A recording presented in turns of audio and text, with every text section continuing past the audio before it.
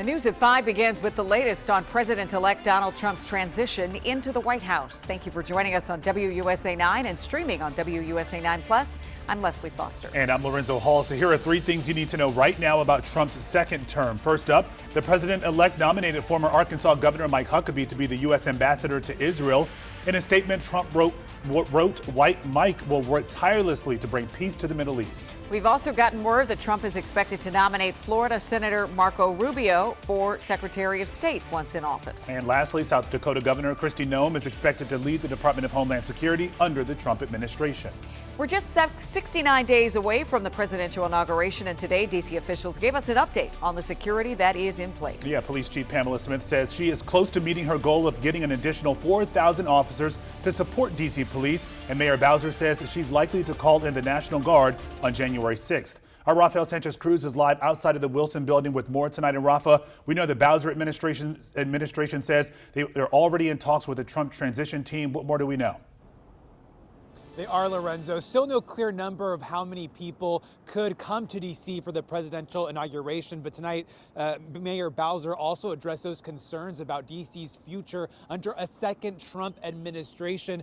As we know, President-elect Trump has taken aim at D.C.'s public safety and at Mayor Muriel Bowser, who has already requested a meeting with the Republican.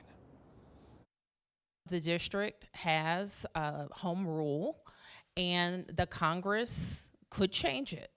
They could. That is possible. Tonight, Mayor Muriel Bowser addressing concerns that another Trump administration threatens the district's autonomy to govern itself. That is probably, as you mentioned, not a likely occurrence. America has... On the campaign trail, Trump made threats to take over the D.C. government and the city's public safety. When asked about threats to federalize the D.C. Police Department, Mayor Bowser responded. In a very volatile time, those threats were made, but not executed. We are also very much preparing for a second Trump presidency that doesn't have the same guardrails the first one did. We have been discussing and planning for many months in the case that the district has to defend itself. That defense means taking matters up in the courts if necessary, according to Mayor Bowser. We're a city. We take care of ourselves. We raise and spend our own money. Bowser says she's taking on a collaborative approach when it comes to the incoming administration, particularly when it comes to returning the federal workforce and use of federal buildings to revitalize the downtown area. We know that the administration is focused on making the federal government more efficient. Like, we're for that. But we also want to talk about how we have the infrastructure here for a productive workforce.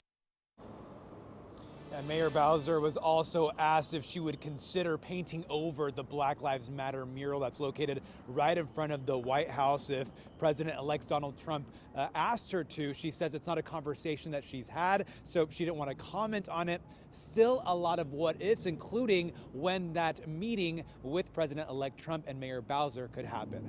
I'm live outside the Wilson building. Rafael Sanchez Cruz, WUSA 9. Yeah, we know that the president-elect and the president of the United States are meeting tomorrow. We'll wait to see when this meeting, if this meeting happens anytime soon. Thanks, Rafa. All right.